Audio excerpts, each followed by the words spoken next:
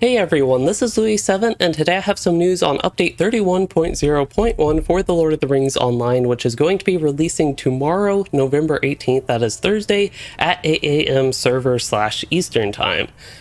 So the couple of big points for this update is, first of all, we are getting the first set of Gundabad instances. This will be 2 3-man instances that I think were originally intended for the launch day, but now they're coming about 8 days later. And in addition to that, we are getting tons of bug fixes, also a few implementations of things you would usually expect with an expansion launch that didn't really quite fully happen with Gundabad, and now will be coming with this update. So to start off going into the details for the 2 new 3-mans, we have first is the Assault on Durstrach, which is going to be in the Deepscrave zone, and the second is going to be the Den of Puglock, available in the Glooming Tarn zone. Now, 2 notes on these instances is they have the new size scaling feature where you can do them solo, duo, or the regular 3-man version, and they also scale from level 130 all the way to 140. Of course, at this time, I have no idea what the reward structure is like if you do happen to run it below the level cap, but usually I'd recommend if you are able to running it at the cap, even if you are a below cap character. I will also point out in the release notes it does not say which tiers are available, so for all I know it might only be tier 1 to start. So while that is all we know about the 3-man instances at this time, besides what players might have gathered in beta that I personally did not, I will point out that I do plan to run these 2 instances on the patch day on Thursday tomorrow in a stream, so if you're interested in that, please do stop by. At this point, I actually do want to cover a couple more major features coming in this update, and the first is Glooming Tarn is apparently one of the unfinished zones where there was a quest series that just wasn't quite finished. I personally had not run into this yet, but in Glooming Tarn, there's going to be a quest called Awakening, and it's called the conclusion of the story of Glooming Tarn. That will be available in this update. To me, it personally sounds like Carbronak, which I have gone through. I was just going through the quest there, and then all of a sudden, very shortly into the zone, I come across a quest that said, well, this will be continued in a later update, and it really made the zone just feel unfinished, like they didn't have time to actually finish the quest before the launch of the expansion. So anyway, as far as Glooming Tarn goes, it sounds like the rest of the quests for that zone will be available in this update. Moving on to the next thing I did want to cover is for Chapter 5.1, which is the intro quest for Gundabad. It's how you get into Gundabad. That used to require you to complete the Legacy of Dur and the Trials of Dwarves chapters 1 through 4, but now in this update it will no longer require that after, I would say, a little bit of outrage from players about that, and understandably so, because that was also a complaint I had, even if I was already prepared on my character with completion of chapters 1 through 4. I definitely think this is a great feature, and it's great to see the quick turnaround time of enabling that. But moving on, let's go ahead and cover some of the changes that you would usually expect to be in an expansion launch that I guess weren't quite ready for the Gundabad patch, and now they're coming a bit later. So first of all, some of the weekly quests for Gundabad are now going to actually reward Virtue XP, because it sounds like they weren't before. Personally, I have not gotten that far yet to experience it. But also some of the old weekly quests from the level 130 cap will have their Virtue XP reward removed. Now, I do not believe this is a good change, even though it is like an old level cap that was level 130. I personally don't see much problem in even having something like that reward Virtue. I know this is a change that they have done throughout the past few level caps and isn't exclusive to like the now 140 and the old 130 cap. But I did just want to comment on that. I don't really think this is a good change. And with the huge amount of Virtue XP you need in the game, I again don't see much problem with having some of these old weekly level cap quests actually giving Virtue XP. And this is especially true if you think about the legendary servers, like when they get to these level caps, they won't have that Virtue XP reward at that level cap anymore. So yeah, this patch note really just basically gave a good opportunity for me to comment on that.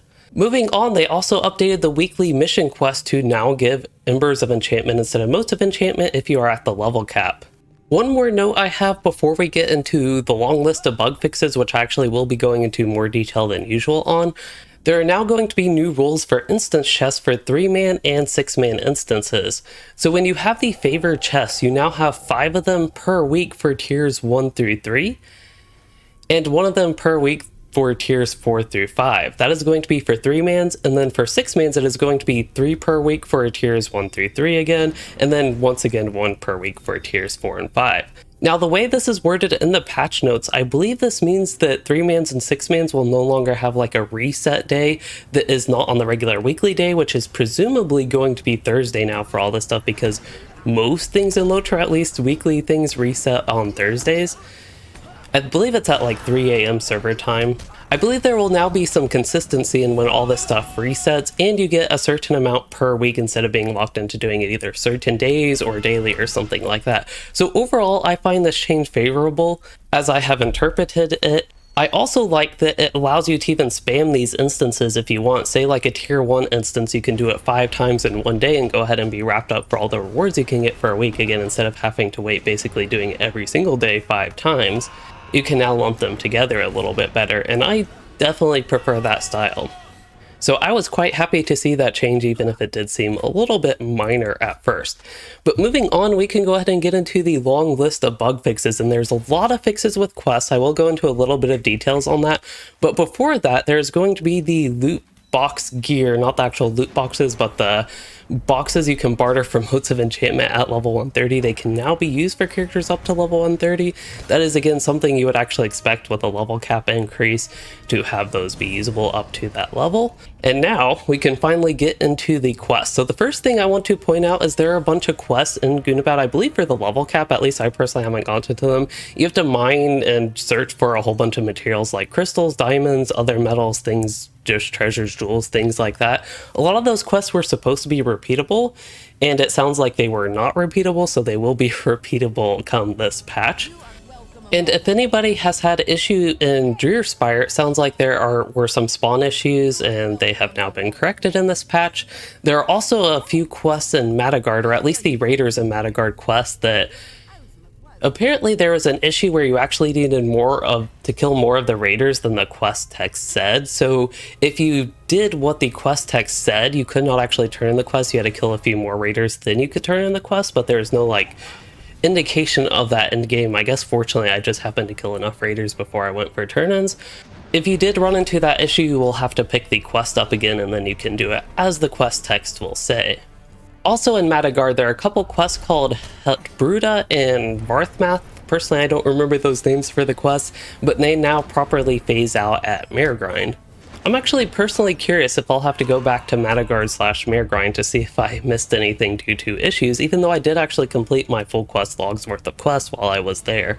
Next up in the list is going to be for Chapter 9.2 of the Legacy of Durin and the Trials of the Dwarves. So there have been lots of issues players have reported with that particular quest, and it's an solo instance story quest.